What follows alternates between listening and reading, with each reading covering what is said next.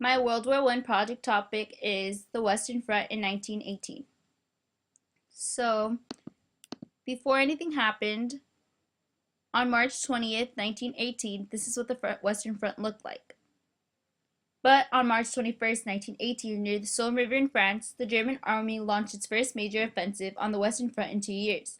At the beginning of 1918, Germany's position on the battlefields of Europe looked extremely strong. German armies occupied virtually all of Belgium and much of northern France. Since Romania, Russia, and Serbia were out of the war by the end of 1917, the Central Powers were free to focus on combating the British and French in the West. So, by March 21st, 1918, Russia's exit had allowed Germany to shift no fewer than 44 divisions of men to the Western Front. At the time, the German commander was Erich Ludendorff, and he saw this as a crucial opportunity to launch a new offensive. He hoped to strike a decisive blow to the Allies and convince them to negotiate peace before fresh troops from the United States could arrive.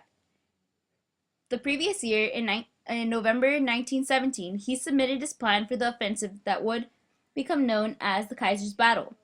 He codenamed the opening Operation Michael. Morale in the German army rose in reaction to the planned offensive. Many of the soldiers believed, along with their commanders, that the only way to go home was to push ahead. Michael began in the early morning hours of March 21st, 1918. Over a 4-month period in 1918, the German army launched 5 major assaults at different parts of the Allied line. The first attack came as a relative surprise to the Allies, as Germans had moved quietly into position just days before the bombardment began. From the beginning, it was more intense than anything yet seen on the Western Front.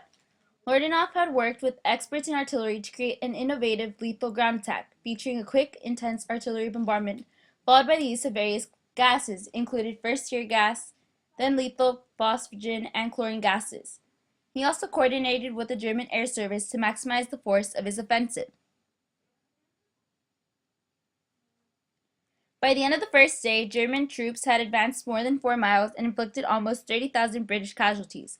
As panic swept up and down the British lines of command over the next few days, the Germans gained even more territory. By the time the Allies hardened their defense at the end of the month, Ludendorff's army had crossed the Somme River and broken through enemy lines near the juncture between British and French trenches.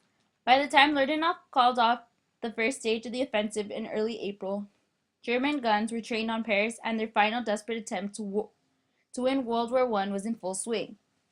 So after the 4-month period of them trying to attack, the German offensive gained that much territory by July 18th. But on September 25th, we're almost back to where we began.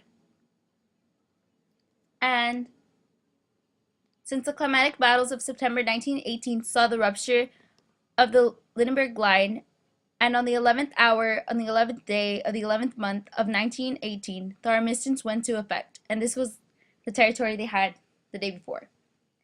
The reason I chose this topic is because when we were reviewing in class, the country that struck me the most was Germany, because they were being blamed for having caused, basically, the war, or they were being blamed that they caused the war. So I thought that was interesting, and I wanted to see how they affected other places. And when I googled it, this was the first thing that popped up. Well, not the first, but yeah, it's the only thing that interests me. The websites I used were pbs.org and history.com to find my research. Thank you.